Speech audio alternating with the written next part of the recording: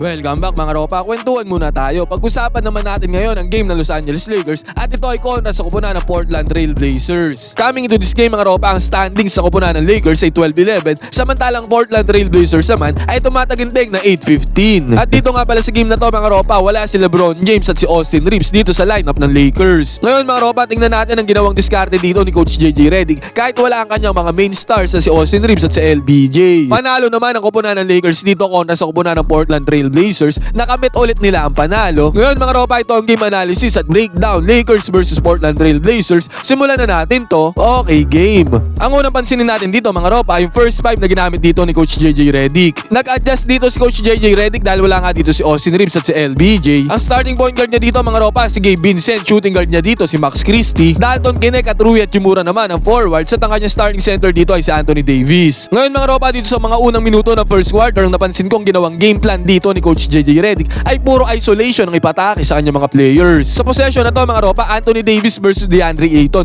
Pansinin natin yung apat na players na iba pa dito ng Lakers. Nakalayo sila dito kay Anthony Davis para nga masolo dito ni Anthony Davis ang depensa ni DeAndre Ayton. At inatake na nga dito ni Anthony Davis ang depensa ni Ayton. Successful attack naman yan dahil pasok ang tira dito ni Anthony Davis. Basket is good. At another one mga ropa dito sa possession ng Lakers dito naman sa may left side corner. Again mga ropa, isolation na naman ang tinawag dito ng koponan ng Lakers. This time naman si Rui Hachimura ang may hawak ng bola at fake lang ang ginawa niya dito. Agaran niyang naiwan dito ang depensa ng koponan ng Portland Trail Blazers. Easy para kay Rui Hachimura. May 2 points agad siya. Basket is good. At sa kabilang banda mga ropa, ang ginamit na depensa dito ng Los Angeles Lakers ay man-to-man defense as usual. Ngayon mga ropa, isolation offense din ang ginawa dito ng Portland Trail Blazers against sa Los Angeles Lakers. Si Anthony Simmons ang may hawak ng bola dito sa may ibabaw at ang bumabantay sa kanya dito ay si Dalton Knecht. Ngayon mga ropa, panis dito ang depensa ni Dalton Knecht. Step back 3-pointer ni Anthony Simmons. Basket is good ang long range bomb na yan. Easy money. At another one mga ropa, sinundan pa yan ng another 3-pointer isolation dito ng koponan ng Portland Trail Blazers. Basket is good na naman ang long range bomb para sa kanila. Pero sa pagkakataon na to mga ropa, nag-stick pa rin ang koponan ng Los Angeles Lakers sa kanilang isolation offense. Pansinin natin na nag-set ng screen dito ang koponan ng Lakers para makakatake dito si Anthony Davis dito sa may right side. Penetration ni Anthony Davis dito sa depensa ng koponan ng Portland Trail Blazers.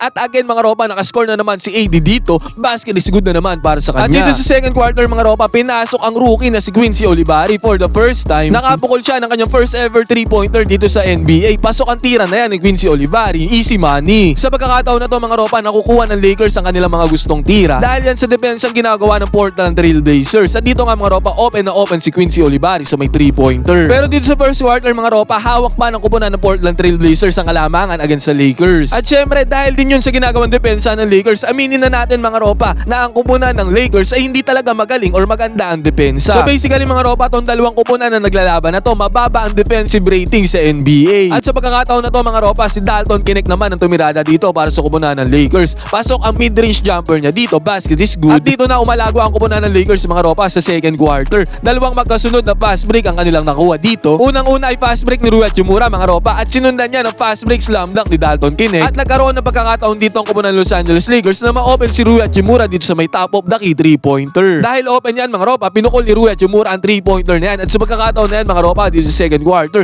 36-35 na score. Hawak na ng Lakers ang kalamangan. At sa pagkakataon na to mga ropa, ayaw nang magpaawat ng Lakers. Talagang bumulusok sila dito sa opensa. Another open 3-pointer na naman para kay Rui Hachimura dito sa may top of the key 3-pointer. Pansinin kasi natin na naka-establish na dito yung depensa ng defender ni Rui Hachimura. At si Rui Hachimura ay galing doon sa may kabilang ring. Kaya ang nangyari dito mga ropa, pagbaba ni Rui Hachimura, open na open siya dito sa may 3-pointer. Malayo ang kanyang defender dito at pinagbayad yan ni Rui Hachimura dahil basket is good ang 3-pointer na to, no problem. At sinundan pa yan ng penetration again ni Rui Hachimura dito sa depensa ng kupunan ng Portland Trail Blazers. At tong penetration na to mga ropa, nag-lead do sa easy 2 points si Rui Hachimura. Again, basket is good. At sabi ko nga, bulusok ang opensa dito ng kupunan ng Los Angeles Lakers. Pati si Max Christie mga ropa, sumali na dito sa offense ng Lakers. 3-pointer ni Max Christie mga ropa, kahit may bantay siya dito, well defended naman siya dito, pero still nang ibabaw dito yung offense si Max Christie. Basket is good ang long range bomb, easy money. At sa senaryo na to mga ropa, tuluyang lumayo ang kupunan ng Lakers sa score 59-45.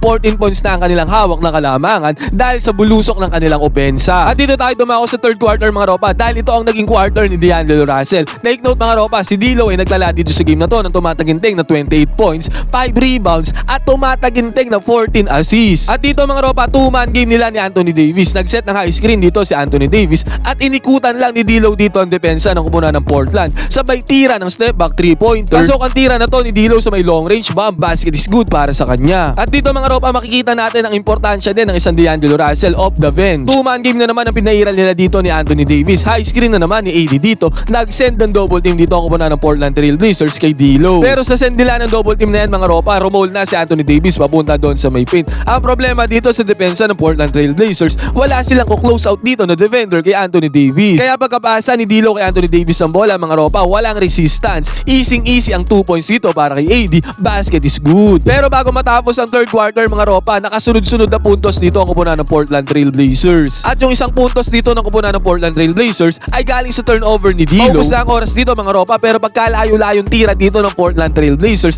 baka sir beating shot yan mga ropa, pumasok pa ang tira na yan. Kaya natapos ang third quarter 77-74. 3 puntos ang hawak ng lamangan dito ng Lakers pagpasok ng fourth. At dito sa fourth quarter mga ropa, take over mode na ang isang D'Angelo Russell. Inatake niya ngayon ang depensa ng Portland Trail Blazers dito. At teardrops ang kanyang ginawang tira dito. Easy money para kay D'Angelo Russell. Basket is good. At D'Lo mga ropa is everywhere dito para sa kupunan ng Los Angeles Lakers. 14 assists nga ang tinala niya dito. At dito mga ropa, pinasahan niya si Rui Hachimura. Para sa easy 2 points naman ni Rui Hachimura. No problem, easy money. At ito pa again mga ropa, grabe talaga si D'Angelo Russell dito sa game na to. This time one-on-one isolation play dito sa may 3-point line. At again mga ropa, pasok na naman ang tira ni D'Angelo Russell dito sa may 3-pointer. At dahil sa 3-pointer na to ni D'Angelo Russell mga ropa, 86-78 na ang score. Unti-unti na ulit lumalayo ang kupunan ng Lakers sa kalamangan. At another possession ng Lakers mga ropa, again si D'Angelo Russell na naman na may hawak ng bola dito para sa kupunan ng LA. This time assist naman ang kanyang tinala dito. At ang assist na yan mga ropa, nahanap niya si Coloco doon sa may ilalim na walang bantay. Kaya napadali ang trabaho ni Coloco dito mga ropa, nilagay niya na lang yung bola dito. Basket is good agad para kay Coloco, easy 2 points. At another one mga ropa, again another isolation play na naman dito para kay D'Angelo Russell. At this time binaliw niya na naman yung defender niya dito dahil sa step back 3-pointer niya. At yung step back 3-pointer na yan mga ropa, basket is good na naman yan para kay D'Angelo Russell. Sabi ko nga 28 points sa tumataginting ang tinala niya dito. Pagkatapos niyan mga ropa, again si D'Lo na naman ang may hawak ng bola dito para sa kupunan ng Lakers. Minanipulate niya ngayon ang depensa ng kupunan ng Portland Trail Blazers. Finake niya ang tira dito sa may 3-pointer. Sabay pasa dito kay Cam Reddish sa may 3 points. Pasok din naman ang tira na yan ni Cam Reddish. Kaya sa pagkakataon na yan mga ropa, natambakan na ulit ang kupunan ng Portland Trail Blazers dito sa fourth quarter. At ayaw pa din magpaawat ni D'Angelo Russell mga ropa, nandito lang siya ngayon sa may 3-point area. Parang hindi na siya umaalis dyan sa linya na yan. This time mga ropa, pasok na naman ang tira ni D'Angelo Russell dito sa may 3-pointer. At sinundan pa yan ng another 3-pointer ni Anthony Davis dito. Paubos na ang oras kaya emergency 3-pointer ang pinukol ni Anthony Davis dito. Pasok ulit ang tira na yan na 3-pointer. This time sa senaryo na to mga ropa, 103-85 na ang score. Tambakol na ang kupunan ng Portland. At sa uli mga ropa, 107-98 natapos ang score. Panalo ulit ang kupunan ng Lakers dito sa pagkakataon na to. Ngayon mga ropa, ano masasabi nyo dito sa game na to ni D'Angelo Russell? Ito yung pinakamagandang game niya so far this season. At wala si LeBron James dito sa game na to para sa kupunan ng Lakers. Pwede kayo mag-comment dyan sa baba ng inyong opinion. Magkwentuhan tayo.